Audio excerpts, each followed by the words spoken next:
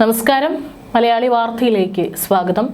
രാഹുൽ മാങ്കൂട്ടത്തിന് പിന്നാലെ ഇവിടെ മാധ്യമങ്ങൾ പായുമ്പോൾ ഇന്ന് മാസപ്പടി വിവാദത്തിൽ മുഖ്യമന്ത്രിയുടെ മകളായിട്ടുള്ള വീണയ്ക്കെതിരെ ഇന്ന് ദില്ലി ഹൈക്കോടതിയിൽ വാദം ഇന്ന് മുതൽ തുടരുകയാണ്.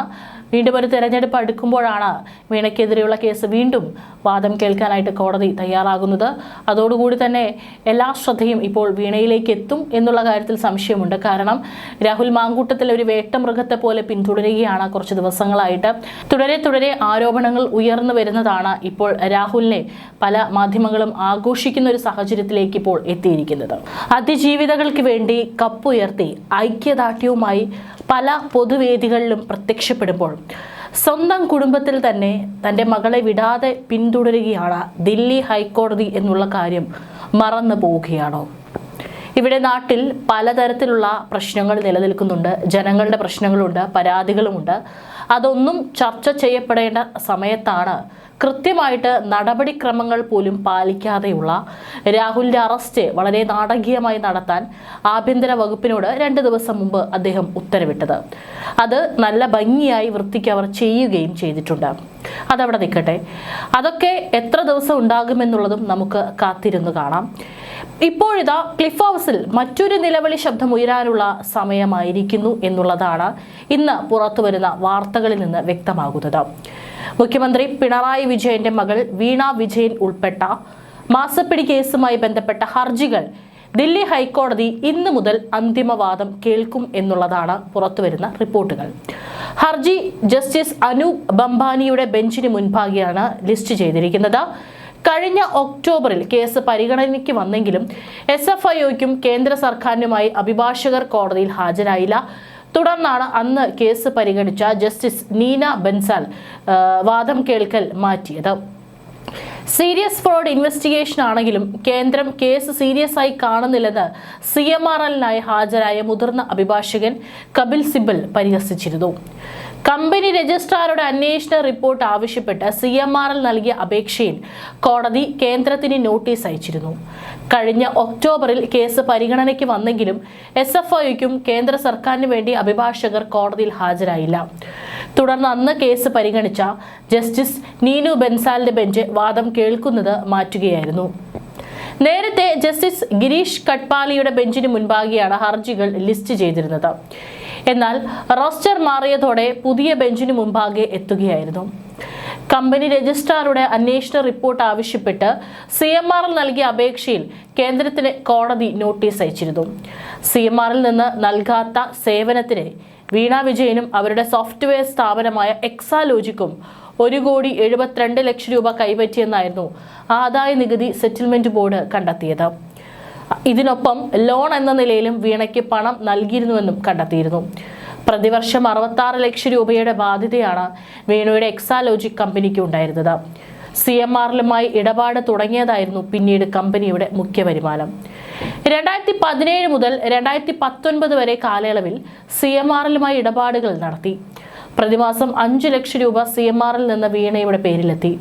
കമ്പനിയുടെ പേരിലും 3 ലക്ഷം രൂപ പ്രതിമാസം എത്തിയെന്നും SFIOയുടെ കുറ്റപത്രത്തിൽ പറയുന്നു. എറണാകുളം അഡീഷണൽ സെഷൻസ് കോടതിയിലാണ് SFIO കുറ്റപത്രം സമർപ്പിച്ചത്. കമ്പനി രജിസ്ട്രാറുടെ അന്വേഷണ റിപ്പോർട്ട് ആവശ്യപ്പെട്ട് CMRL നൽകിയ അപേക്ഷയിൽ കോടതി നേരത്തെ കേന്ദ്രത്തിന് നോട്ടീസ് അയച്ചിരുന്നു.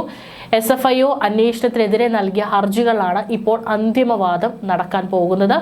ഇവിടെ കേരളത്തിൽ കൊണ്ടുപിടിച്ച് പല രീതിയിലുള്ള ചർച്ചകൾ നടക്കുമ്പോഴും പല മാധ്യമങ്ങളും ഈ ഒരു കാര്യം കാണാതെയും കേൾക്കാതെയും പോകുന്നു എന്നുള്ളതാണ്. രാഹുലിന്റെ അടക്കം പല കാര്യങ്ങൾ വളരെ കൃത്യമായി ചാർട്ടൊക്കെ തയ്യാറാക്കിയിട്ടാണ് പല മാധ്യമങ്ങളിലൂടെയും അവതരിപ്പിക്കുന്നത്. അതും പല രീതിയിലുള്ള ഗുരുതരമായിട്ടുള്ള പ്രശ്നങ്ങൾ നമ്മുടെ നാട്ടിൽ നിലനിൽക്കുമ്പോഴാണ് ഇപ്പോൾ ഈ ഒരു വിഷയത്തിന് പിന്നാലെ പലരും പായുന്നത്.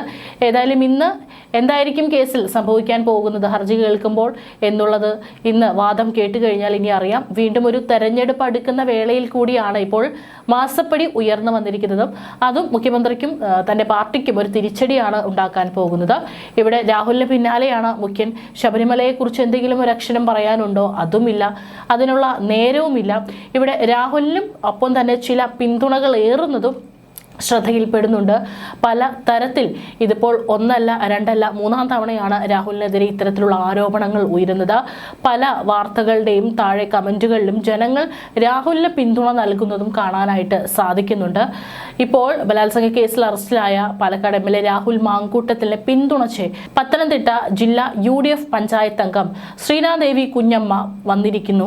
അതിജീവിതന്റെ ഭാഗം കൂടി കേൾക്കണമെന്നും താൻ അവനോടൊപ്പമാണെന്നാണ് ശ്രീനാദേവി വ്യക്തമാക്കിയിരിക്കുന്നത്.